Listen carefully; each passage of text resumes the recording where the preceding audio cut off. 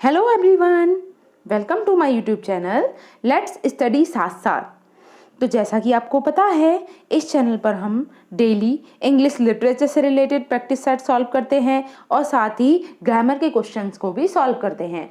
ठीक है, और आई होप जो मैंने पहले वीडियोस डाली हैं उन सभी को आप देख चुके होंगे, और अगर किसी ने उन वीडियोस को नहीं देखा है तो इसी चैनल पर जाकर वो देख सकता है। मैंने काफ़ी इम्पॉर्टेंट क्वेश्चंस कराए हैं जो आपकी प्रिपरेशन में हेल्पफुल होंगे, और आगे भी हम इसी तरीके की सीरीज़ जारी रखेंगे।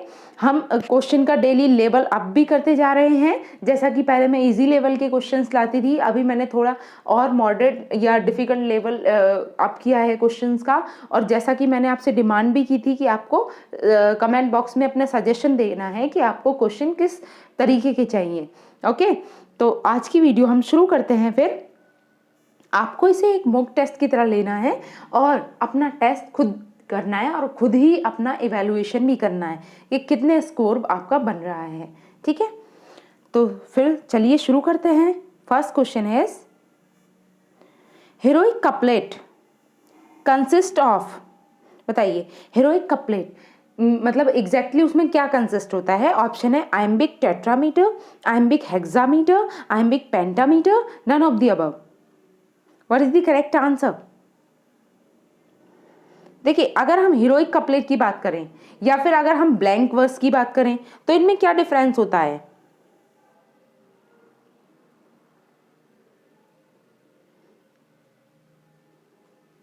देखिए, ब्लैंक वर्स में क्या होता है, उसमें मीटर तो अवेलेबल होता है लेकिन कोई राइमिंग स्कीम नहीं होती प्रॉपर।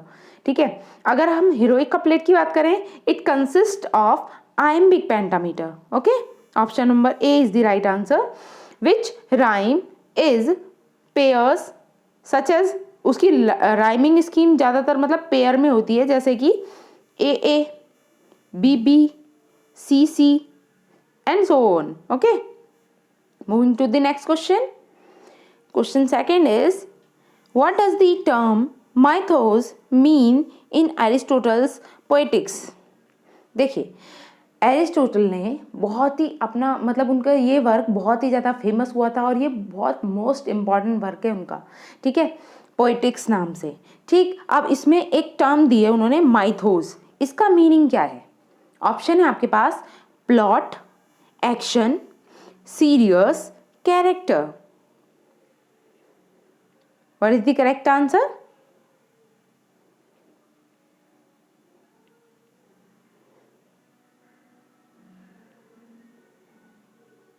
सोचिए, आंसर कीजिए। यस, इसका करेक्ट आंसर है माइथोस का जो मीन्स होता है ना, वो होता है प्लॉट। ठीक है, option number A is the correct answer. अब द प्लॉट अब which Aristotle termed the mythos. अब प्लॉट का मतलब क्या है? The plot in a dramatic और narrative work is constituted by its events and actions as though these are rendered and ordered toward achieving particular artistic and emotional effect. Okay, moving to the next question. Question third is, I hope ये आपको properly दिख पा रहा होगा question. Question third थोड़ा लेंदी है इसलिए इसका फॉन्ट साइज थोड़ा छोटा रखना पड़ा है। Shakespeare's soliloquies are defined as dash a locution dominating the stage and the attention delivered by a speaker who is alone on the stage. Identify an exception to this definition in the context of Shakespearean tragedy. देखिए, सबसे पहले हमें इस definition को समझना होगा exactly इस definition में क्या कहा गया है। डेफिनेशन कहती है कि जो शेक्सपियर की soliloquies हैं वो डिफाइन करती हैं कैसे कि आ लोक्यूशन डोमिनेटिंग द स्टेज। ठीक, कि स्टेज को डोमिनेट करती हुई दिखता है जो भी मतलब soliloquy बोल रहा है वो, and the attention delivered by a speaker who is alone on the stage, और अटेंशन डिलीवर की जाती है स्पीकर की जो अलोन है स्टेज पर। ये शेक्सपियर की ट्रेजेडी के बारे में एक मिथ है, या ऐसा मान लीजिए ये डेफिनेशन है। ठीक, लेकिन हमें इस क्वेश्चन में ये बताना है कि शेक्सपियर की ऐसी कौन सी ट्रेजेडी है जो इससे एक्सेप्शन रखती है, मतलब ये वाला रूल को या इस डेफिनेशन को फॉलो नहीं करती है। क्वेश्चन समझ में आया? अब हम ऑप्शन पे चलते हैं। ऑप्शन है हेमलेट सोलिलिकी, टू बी और not to be. Next is Macbeth soliloquy, is this a dagger which I see before me. Option C is Hamlet soliloquy, now might I do it pat. And D part is Iago's soliloquy, if it were done, when this done। तो बताइए क्या इसमें exception है इस definition के according? क्या होगा इसका right answer?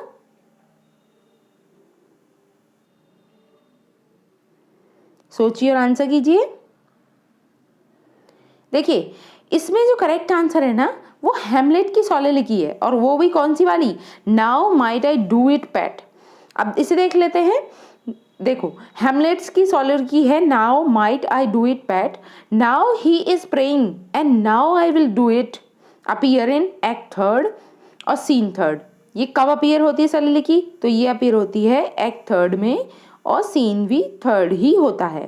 Okay, now this soliloquy is exception in the context of the definition of Shakespeare's soliloquy, who is alone on the stage। okay, in present soliloquy both Hamlet and Claudius are present। देखो इस definition के according क्या कहा गया था कि जो speaker है वो अकेला होता है स्टेज पर और सारी अटेंशन अपनी तरफ खींचता है, ठीक है, जब भी, और वो डोमिनेट करता दिखाई देता है स्टेज पर, ठीक है। लेकिन जो ये वाली सोलिलोक्वी है, हेमलेट की जो सोलिलोक्वी है now might I do it PAT, इसे बोलते समय दो कैरेक्टर अवेलेबल होते हैं स्टेज पर, ठीक है। कौन कौन? Hamlet and Claudius. Okay, after speaking his dialogue, Claudius kneels on the stage, then Hamlet enters on the stage and speaks his soliloquy। Okay, now moving to the next question। I hope ये आपको समझ आ गया होगा। Question number 4 is identify the element from the option given below that makes Hamlet superior to Elizabethan revenge play। बताइए अब इसमें क्या करना है, हमें उन एलिमेंट्स को पहचानना है जिनके अकॉर्डिंग जो ये बनाते हैं कि Hamlet superior to Elizabethan revenge plays. Okay, Hamlet superior है एलिजाबेथन रिवेंज प्लेज में। तो बताइए ऐसे कौन से एलिमेंट थे हेमलेट में जो उसे सुपीरियर बनाते हैं? जितने भी एलिजाबेथन रिवेंज प्लेज लिखे गए उस टाइम पे उसमें हेमलेट को सुपीरियर साबित करते हैं। ऑप्शन है आपके पास इंसैनिटी और फेंड इंसैनिटी। नेक्स्ट है violent death of hero. Next is appreciation encouraging vengeance, and next is awareness of the moral implication of revenge। what is the correct answer? बताइए ऐसे कौन से एलिमेंट हैं जो हेमलेट को सुपीरियर बनाते हैं? सोचिए आंसर कीजिए। What is the correct answer?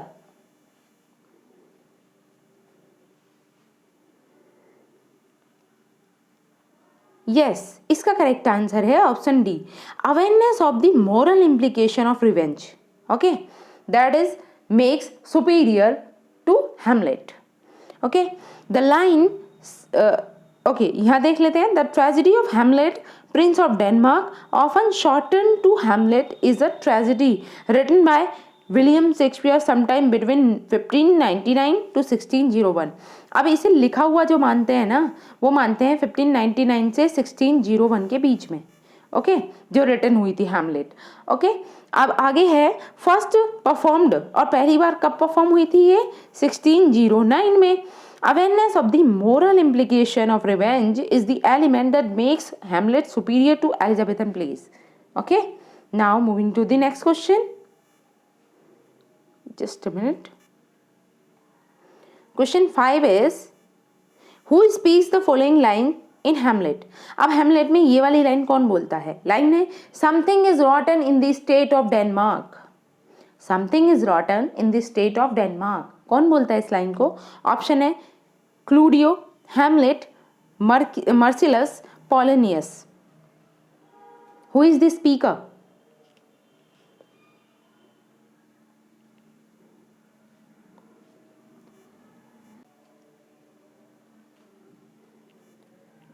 सोचिए और आंसर कीजिए। Yes, the speaker is Marcellus, ठीक है, मार्केलस।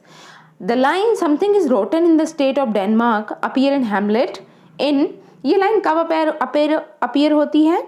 ये होती है एक्ट 1 और सीन 4 में, ओके, सीन 4 में, एक्ट 1 सीन 4 में ये देखने को मिलेगी हमें, scene 4, okay. Spoken by Marcellus to Horatio, और किससे कहता है? होरेशियो से। This line is spoken by Marcellus and not Hamlet, as is commonly believed in one of the most recognizable lines in all of Shakespeare's work. Moving to the next question. Question 6 is, just a minute. Who is one of the university wits?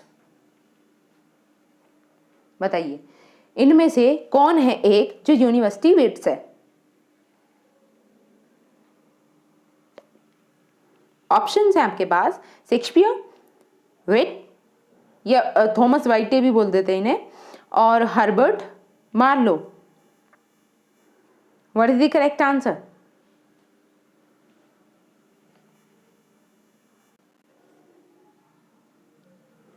सोचिए, answer कीजिए। William Shakespeare, Thomas Wyatt, Herbert Spencer, Robert Marlowe, Christopher Marlowe, sorry. तो क्या होगा इसका right answer? Yes, ये Marlowe से हम Christopher Marlowe को कंसिडर करेंगे यहाँ पे, ठीक है। Christopher Marlowe was the university wits. अब यूनिवर्सिटी विट्स कहाँ से फ्रेज आई है? तो the university wits is a phrase used to name a group of late 16th century English playwright, late 16th century English playwright की, ठीक है, and the pamphleteers who were educated at the university of Oxford and Cambridge, okay. ये total 6 हैं candidates जो जिन्हें university wits कहा जाता है।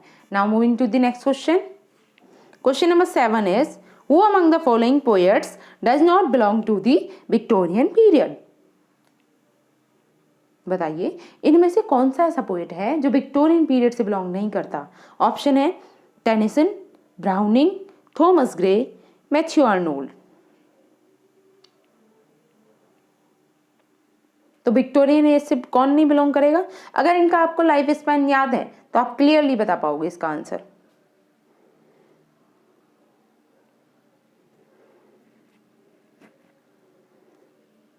Yes, the right answer is Thomas Gray, ठीक है। Thomas Gray was not the Victorian period, Victorian poet, okay. Thomas Gray does not belong to the Victorian period. His An Elegy Written in a Country Churchyard is one of the best known of English lyric poem. Although his literary output was slight, he was the dominant poetic figure in the mid 18th century. Next, yes, question 8 is, in which year Galsworthy refused the offer of a knighthood?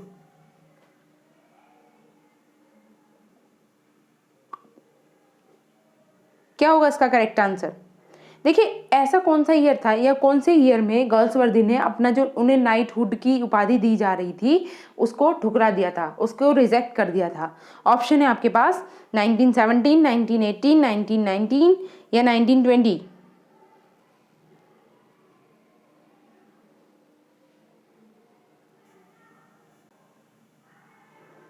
क्या होगा इसका right answer?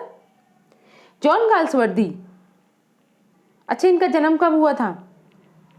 Galsworthy का जन्म माना जाता है 1867 में और डाइड इन 1933 में, ओके।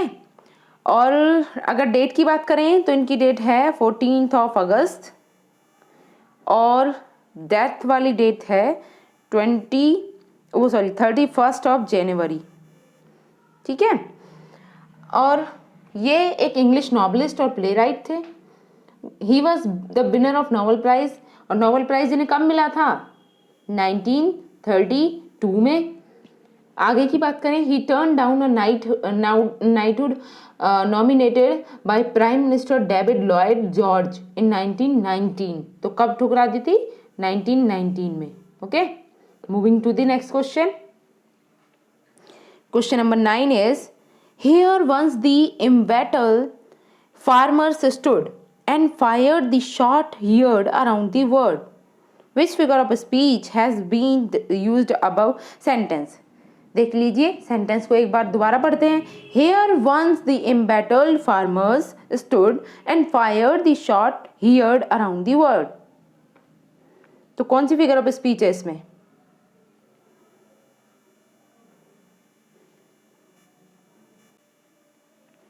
सोचिए और आंसर कीजिए। Yes, in the following line, line क्या है? Here was the embattled farmer stood and fired the shot heard around the world. क्या होगी इसकी फिगर ऑफ स्पीच? अगर हम लाइंस की बात करें, अगर लाइंस का मीनिंग निकालें तो ये क्या कह रहा है? Here once the embattled farmers stood and fired the shot heard around the world. तो ये तो बड़ा चढ़ाकर कहने वाली बात हो गई, ठीक है। तो अगर बड़ा चढ़ाकर कही हुई बात हो तो उसका मतलब वो कौन सी फिगर ऑफ स्पीच होती है? उसे कहते हैं हम hyperbole. Option number D is the right answer. Next question 10 is, what kind of figure of speech represent the sound it describes? बताइए वो कौन सी वाली फिगर ऑफ स्पीच है जिसमें हम ज्यादातर साउंड्स पर फोकस करते हैं? वो वन एंड ओनली एक ही फिगर ऑफ स्पीच है ऐसी, तो कौन सी है वो? ऑप्शन है simile, onomatopoeia, metaphor, hyperbole. The right answer is onomatopoeia. ठीक है, ओनोमेटोपोइया जो है, ये वाली जो फिगर ऑफ स्पीच है, इसमें हम साउंड्स के आधार पर ही टिक करते हैं। Next question 11 is, which of the following poems, sorry just a minute, poems did, यहाँ पे डिड होगा, ये मैं दोबारा से लिख देती हूँ, डिड। ठीक है, which of the following poems did Milton write in octosyllabic couplet? अब आपको बताना है कि नीचे जो मिल्टन की पोएम्स लिखी है ना ये चारों, इनमें से कौन सी पोएम को मिल्टन ने ऑक्टोसिलेबिक कपलेट में लिखा है? ऑप्शन है Il Penseroso, on his blindness, on the late massacre in Piedmont और लेसिडस। तो what is the correct answer?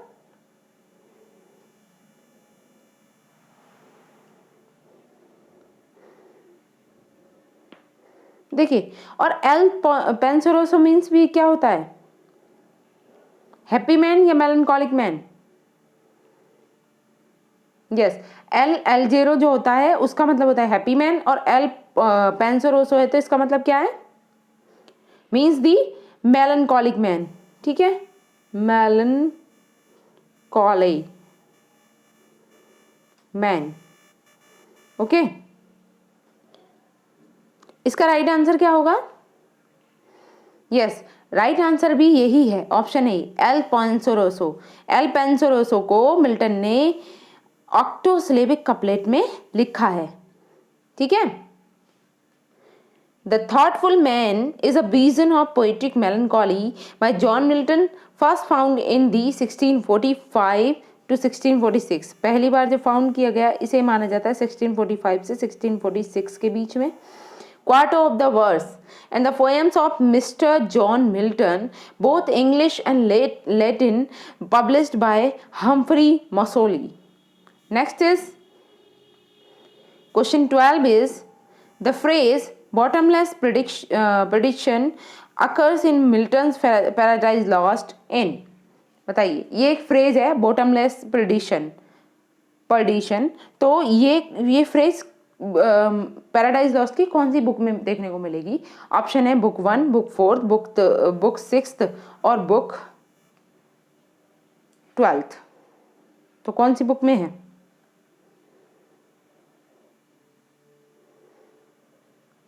सोचिए और आंसर कीजिए।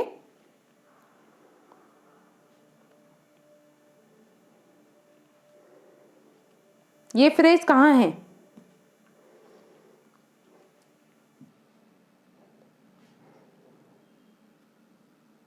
यस, ये फ्रेज हमें देखने को मिलती है बुक 1 में। ओके, और बुक 1 की भी अगर हम लाइन की बात कर लें, लाइन भी पूछ ली जाए अगर, तो line number 47। Okay, book 1 line number 47 में। Okay, paradise lost, it was written between 1668 to 1665 and published in 1667 with 10 books. देखो, पहली बार जो पब्लिश हुई थी 1667 में 10 बुक्स के साथ पब्लिश हुई, लेकिन इसका दोबारा दूसरा वर्जन भी तो आया था पैराडाइज रीगेन करके। Okay, later it become 12 books in 1674 written by John Milton, and the above phrase appear in book 1 line 47. Next, question number 13. It appears that in Paradise Lost, book 1, Milton belonged to the Devil's Party without knowing it. Who among the following made this statement? Basically Milton के बारे में ये statement किसने कही है, ये पूछा गया है। ठीक है, क्या कहा है मिल्टन के बारे में कि Milton belongs to the devil's party without knowing it. Option है Frank Kermode, William Empson, C.S. Lewis, William Blake. Who is the speaker? किसने कहा है ये मिल्टन के बारे में?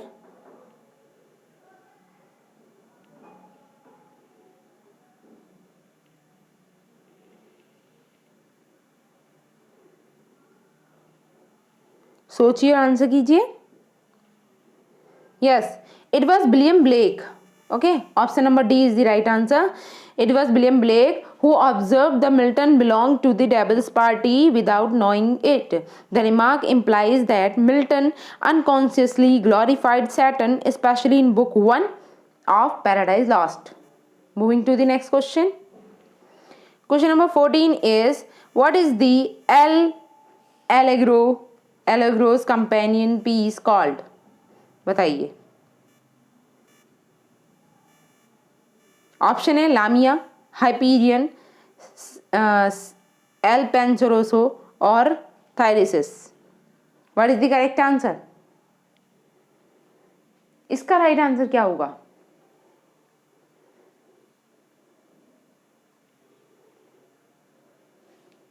सोचिए, आंसर कीजिए।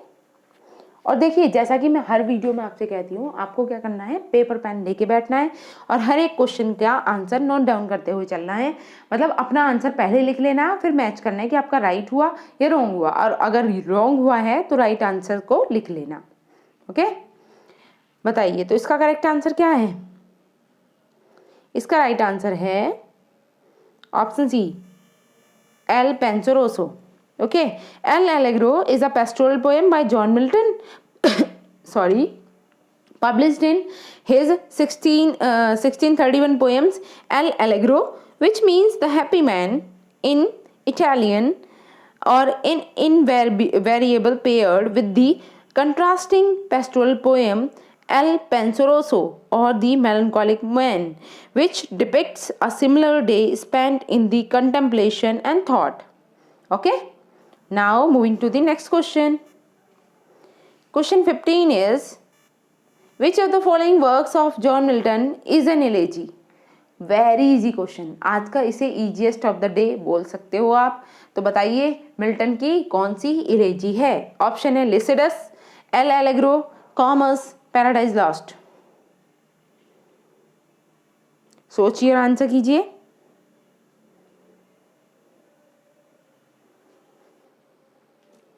क्या होगा इसका राइट आंसर? जैसा कि आपको पता है, अक्सर हम क्वेश्चन ये वाला सॉल्व करते रहते हैं। लिसिडस क्या है? It is a pastoral elegy, और पेस्टोरल इलेजी है तो ये इलेजी भी होगी ही। Okay, option number A is the right answer, Lycidas. Moving to the next question. Question 16 is, in Paradise Lost, book 9, Milton writes that Adam was overcome with dash and so ate the forbidden fruit against his better knowledge. Option है female charm, exceeding love, faithful love, taste so divine. What is the correct answer? सोचिए, answer कीजिए। ये book 9 में लिखी गई है बात, ठीक है।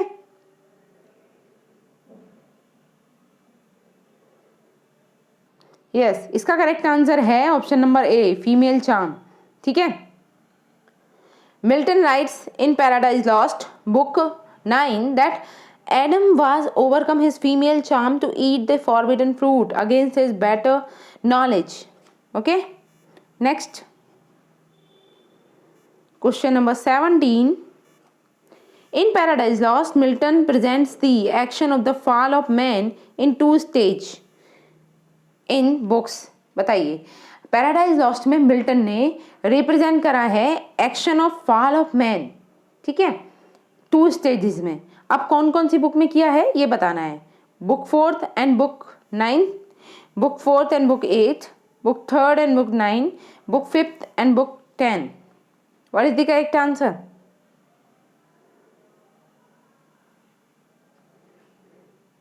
यस,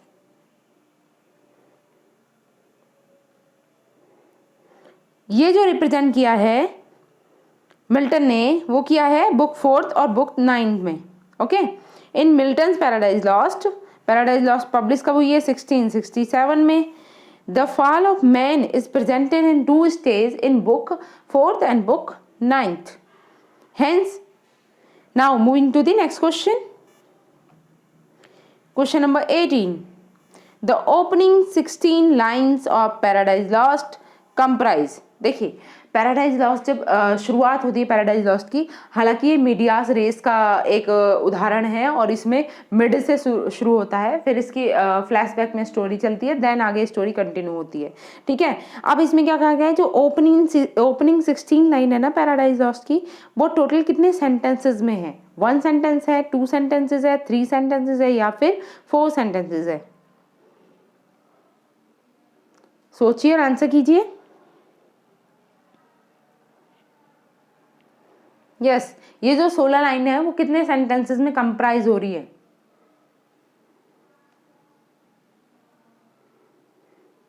यस, इसका करेक्ट आंसर है 1 सेंटेंस। 16 लाइन ने ओनली 1 सेंटेंस के लिए है, ठीक है। Now moving to the next question, question 19 is find out the figure of speech. Okay, इसमें फिगर ऑफ स्पीच बतानी है क्या है। He received a mortal wound, तो ध्यान रहे वुंड का भी मोर्टल होता है? नहीं होता, ठीक है। अब ऑप्शन देख लेते हैं। सिनगडकी है, ट्रांसफर्ड एपिथेट है, और मेटानिमी है, और लाइटोटस है। तो what is the correct answer? सोचिए और आंसर कीजिए।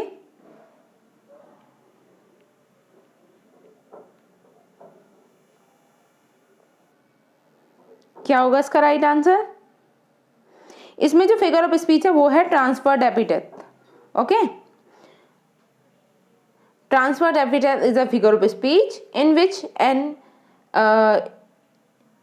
adjective या epithet grammatically qualifies a noun other than the person or thing it is actually describing, also known in rhetoric as hyperbolic.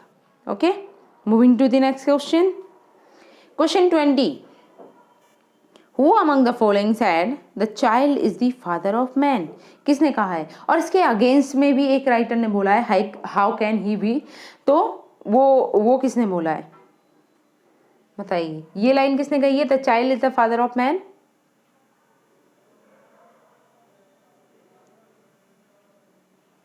Yes, option है बीबी शैली, Tennyson, John Keats, William Wordsworth. इसका correct answer क्या होगा? William Wordsworth.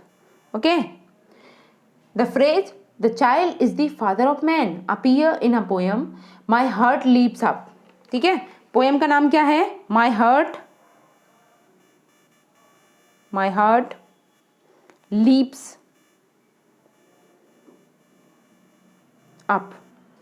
ठीक है, ये poem का नाम है और इस पोएम के अंदर ही ये बात कही गई है, the child is the father of man.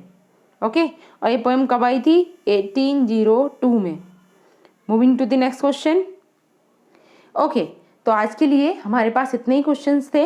I hope मेरी ये वीडियो आपको अच्छी लगी होगी, और अगर मेरी वीडियो आपको अच्छी लगी है तो प्लीज़ इसे लाइक करें, शेयर करें और ज़्यादा से ज़्यादा लोगों तक स्प्रेड करें, जिससे कि उनका भी बेनिफिट हो सके और आप भी अपने मॉक टेस्ट लगातार देते रहिए। डेली मैं आपको क्वेश्चंस करा रही हूँ, उन सभी की प्रैक्टिस करनी है और साथ में स्टडी भी करनी है, मतलब इसके टॉपिक वाइज वीडियोस भी देखने हैं। ओके, नाउ तब तक के लिए thanks for watching, keep learning.